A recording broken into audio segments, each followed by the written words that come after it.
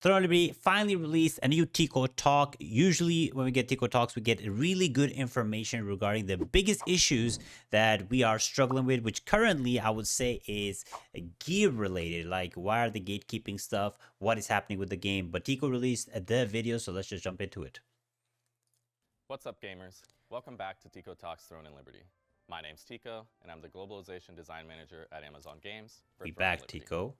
The last 3 weeks following the launch of our expansion, Wilds of Talandre, have been incredible, and I've been having a ton of fun with all the new content and progression systems. It's been a lot of fun. Today, I want to talk about some topics that have come up since launch. I want to start by acknowledging that we should have done a better job communicating where each piece of gear would come from and when it would be available. Agree. We distributed gear in Talandre similar to launch and Tier 1, which we believe fostered evolving metas as different equipment became accessible over time. While many players have compared our gear distribution to the current Korean service, it's worth noting that even there, gear released over time. Yes, but it was very different, right? Because a lot of players were expecting us to get the gear the same way as Koreans did, which was like everything at once. But I kind of understood the approach they were going with the global launch to drip feed it to us. But I think the biggest issue with it was that they didn't communicate it. They didn't tell us when the gear is coming, or why they're keeping the gear locked up. For example, why they're not releasing material transmutation. I think that's where the biggest issue lies, right? Not that they're drip feeding us gear, but they didn't tell us anything, and people have just been waiting and saving, not upgrading the gear, don't know what to do. Yeah. Remaining gear will be available by April 17th. Material transmutation that worth noting that even there, gear released over time. All remaining gear will be available by April 17th. April 17th. In 3 weeks, we get all the remaining gear. So Berk and Dagger and stuff, we ain't getting nothing. So I don't understand. We're getting arc bosses and arc boss weapons already this Thursday, but we're not getting the remaining gear until April 17th? Does that mean material transmutation too? This is bad. This is bad, guys. Material transmutation that includes Tier 2 gear as rewards will also arrive on March 27th. Okay, that's good. We'll do a better job of communicating this type of information. I said that in my last video, so I was right on that. To the difficulty and rewards of SoloDungeons. Our vision for SoloDungeons was to provide relaxing solo Need better rewards for SoloDungeons. Combat mechanics before tackling more challenging co-op dungeons. There are 3 areas we want to focus on improving. The difficulty of our entry tiers is too high, the rewards don't justify the time investment, and some bosses are significantly more difficult for builds without self-healing. On March 27th, we're implementing several changes to address these issues. That's good, because tanks and healers do not have a good time, or melee players. Like range DPSs is perfect for SoloDungeons. They should add like buffs and stuff that can decrease, for example, the damage you do and get more HP for DPS players. While for tanks and healers should be like some kind of more sustain or more damage or whatever dealt, right? You can choose between buffs. Like, this is not good for tank and healers. First, we're reducing the difficulty for Tier 1 and Tier 2 of SoloDungeons to make them more accessible. Second, we're introducing a new lifesteal element for SoloDungeons. Because I'm struggling a little bit in T5 right now with the current dungeon. To provide sustain for builds that lack self-healing. This will apply to all tiers except Tier 5, which will maintain its challenge level. Well, I spoke too soon. I'm gonna keep getting slapped in T5, I guess. We're also significantly improving the reward pool by removing Tier 1 gear and replacing it with Tier 2 tokens. Finally, about time. They're removing T1 gear only from solo or everything? Adding artifacts and adding purple runes. For completing Tier 5, you may also receive Nebula accessories. SoloDungeons are still fresh. Nebula accessories in T5? Confirmed?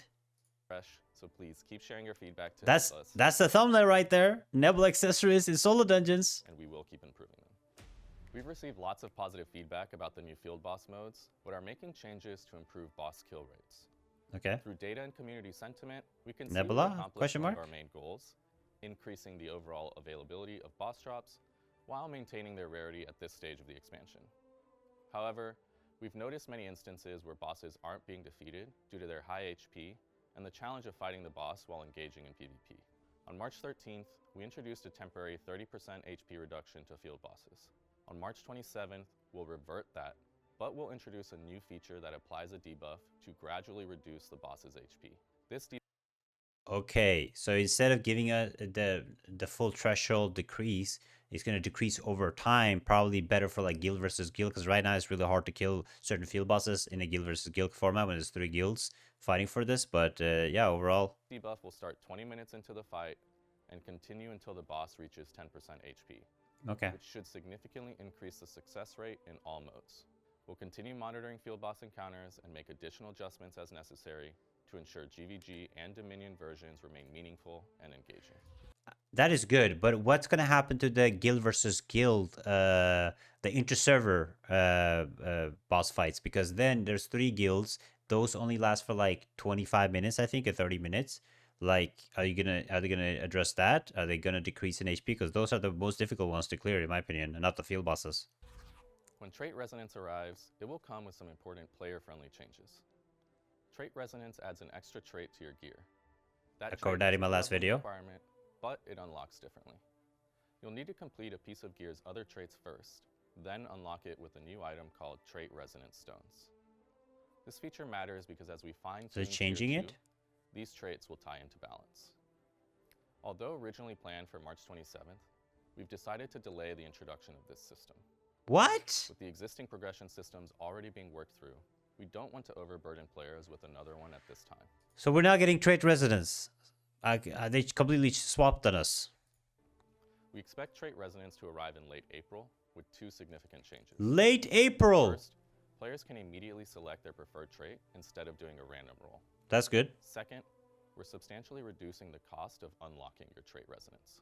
Okay, that's There's good. something thrilling about farming in Nebula Island with the constant risk of PvP. Yeah, I love Our Nebula. primary goal for Nebula Island is to foster engaging party versus party battles while keeping guild versus guild gameplay more focused on the bosses within the zone. Yeah. However, since players can keep recharging their time, larger guilds and alliances can maintain a constant presence, preventing meaningful competition for smaller Are they putting the limit? Are they putting limit? groups. On March 27th, we're making adjustments to Nebula Charge Stones. Stones will be removed from drop tables and merchants, meaning you can no longer acquire them through standard gameplay. Existing stones will remain tradable, but once that supply runs out, you won't be able to acquire more. We will continue to provide recharge stones through other avenues such as the Battle Pass, but those will not be tradable. Everybody, get in your game right now. Buy out the recharge stones, or they're gonna up in price. By limiting the amount of time players can spend in Nebula Island, we'll increase opportunities for more players to experience this content.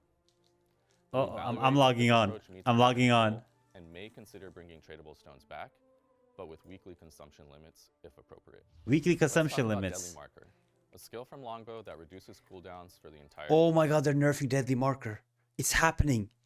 It's happening. group. The ability to stack this skill has created a situation where parties feel multiple longbows are mandatory for optimal For PvE, performance, yes. which isn't the team composition diversity we want to encourage. They're nerfing. On Bo. March 27th, we will apply a change that limits Deadly Marker to a single stack per enemy at any given time. Oh my god.